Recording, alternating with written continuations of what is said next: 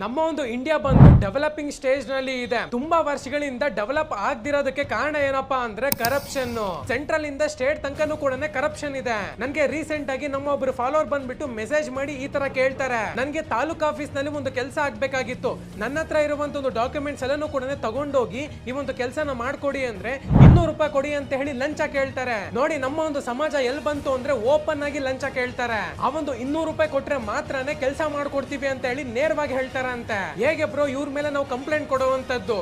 ಇವ್ರಿಗೆ ಅಲ್ಲ, ನಿಮ್ಗೂ ಕೂಡ ತುಂಬಾ ಯೂಸ್ಫುಲ್ ಆಗುವಂತ ಒಂದು ವಿಡಿಯೋ ಕೊನೆವರೆಗೂ ನೋಡಿ. ಯಾವ್ದನ್ನ ಒಬ್ಬ ಗವರ್ನಮೆಂಟ್ ಆಫೀಸರು ನಿಮ್ಗೆ ಕೆಲಸ ಮಾಡ್ಕೊಡ್ತೀರಾ ಲಂಚ ಕೇಳ್ತಿದ್ದಾನೆ ಅಂದ್ರೆ ಸ್ಕ್ರೀನ್ ಮೇಲೆ ಸೆಂಟ್ರಲ್ ವಿಜಿಲೆನ್ಸ್ ಕಮಿಷನ್ ನಂಬರ್ ನ ಹಾಕ್ತಿದೀನಿ ನೋಡಿ, 1964. ಇದಕ್ಕೆ ನೀವು ಫೋನ್ ಮಾಡ್ಬೇಕಾಗತ್ತೆ. ಇಮಿಡಿಯೇಟ್ ಆಗಿ ಅವ್ರ ಮೇಲೆ ಆಕ್ಷನ್ ತಗೊಂತಾರೆ. ಆಂಟಿ ಕರಪ್ಷನ್ ಬ್ಯೂರೋ 1064 ಗೆ ನೀವು ಕಾಲ್ ಮಾಡ್ಬಿಟ್ಟು ಅವ್ರಿಗೆ ಡೀಟೇಲ್ಸ್ ಕೊಡ್ಬೇಕಾಗತ್ತೆ. ನಿಮ್ಮ ಒಂದು ಹೆಸರನ್ನ ಹೇಳುವಂತ ಒಂದು ಅವಶ್ಯಕತೆನೇ ಇಲ್ಲ. ಆ ಒಂದು ವ್ಯಕ್ತಿ ಮೇಲೆ ಸೀರಿಯಸ್ ಆಗಿರುವಂತ ಒಂದು ಆಕ್ಷನ್ ತಗೊಂತಾರೆ.